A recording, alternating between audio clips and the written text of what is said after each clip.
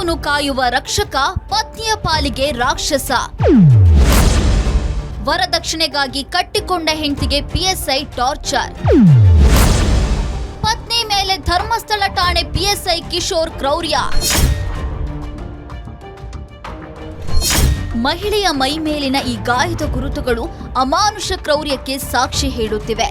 ಸಪ್ತಪತಿ ತುಳಿದು ಸುಖ ಸಂಸಾರದ ಕನಸು ಮೂಡಿಸಿದ್ದ ಗಂಡನೇ ಈ ಮಹಿಳೆ ಮೇಲೆ ಈ ಪರಿ ದೌರ್ಜನ್ಯ ಎಸಗಿದ್ದಾನೆ.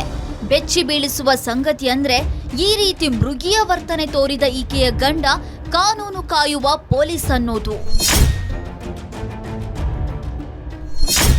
ಬೆಂಗಳೂರಿನ ಚಂದ್ರ ಲೇಔಟ್ ನಿವಾಸಿಯಾಗಿರುವ ವರ್ಷಾಳ ಮೇಲೆ ಆಕೆ ಗಂಡ ಧರ್ಮಸ್ಥಳ ಪೊಲೀಸ್ ಠಾಣೆಯ ಪಿಎಸ್ಐ ಆಗಿರುವ ಕಿಶೋರ್ ಕ್ರೌರ್ಯ ಮೆರೆದಿದ್ದಾನೆ.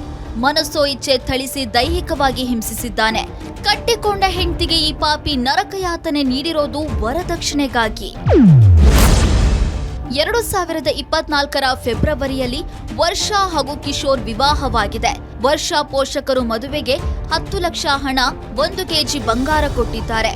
ಕಾರ್ ಕೂಡ ಬೇಕೇ ಬೇಕು ಅಂತ ಕಿಶೋರ್ ಪಟ್ಟು ಹಿಡಿದಿದ್ದಕ್ಕೆ ವರ್ಷಾ ಪೋಷಕರು ಮದುವೆ ವೇಳೆ ಕ್ರೇಟಾ ಕಾರು ಕೊಡಿಸಿದ್ದಾರೆ. ಮದುವೆಯಾದ 1 ತಿಂಗಳಿಗೆ ಕಿಶೋರ್ ಪತ್ನಿ ವರ್ಷಾಗೆ ವರದಕ್ಷಿಣೆ ಕಿರುಕುಳ ನೀಡೋದಕ್ಕೆ ಆರಂಭಿಸಿದ್ದಾನೆ.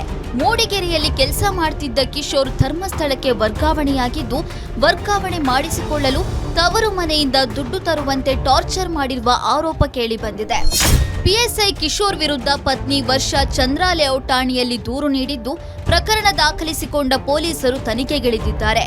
ಕಿಶೋರ್ ಪೊಲೀಸ್ ಇಲಾಖೆಯಲ್ಲಿ ಇರೋಕೆ ಅನರ್ಹ, ಆತನನ್ನ ಕೂಡಲೇ ಬಂಧಿಸಬೇಕು ಅಂತ ವರ್ಷ ಸೋದರ ಮಾವ ಆಗ್ರಹಿಸಿದ್ದಾರೆ.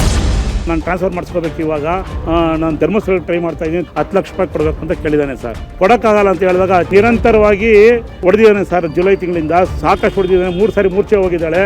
ದಯವಿಟ್ಟು ಕೆಲಸದಿಂದ ವಜಾ ಮಾಡಬೇಕು. ಇಂಥ ಕ್ರಿಮಿನಲ್ಸು ಪೊಲೀಸ್ ಡಿಪಾರ್ಟ್ಮೆಂಟಲ್ಲಿ ಇರಬಾರ್ದು ಸರ್. ಕರ್ನಾಟಕ ಪೊಲೀಸ್ಗೆ ಇಂಥವ್ರಿಂದ ಕೆಟ್ಟ ಹೆಸರು ಬರುತ್ತೆ. ಹುಡುಗ ಪೊಲೀಸ್ ಇಲಾಖೆಯಲ್ಲಿದ್ದಾನೆ, ಮಗಳನ್ನ ಚೆನ್ನಾಗಿ ನೋಡ್ಕೊಳ್ತಾನೆ ಅಂತ ನಂಬಿ ವರ್ಷಾ ಪೋಷಕರು ಮದುವೆ ಮಾಡಿಕೊಟ್ಟಿದ್ರು. ಆದ್ರೆ ಮದುವೆಯಾದ 1 ವರ್ಷದಲ್ಲಿ ಕಿಶೋರ್ ಅಸಲಿಯತ್ತು ಬಯಲಾಗಿದೆ. ಕಿರಣ್ ಕೇನ್, ಏಷ್ಯಾನೆಟ್ ಸುವರ್ಣ ನ್ಯೂಸ್, ಬೆಂಗಳೂರು.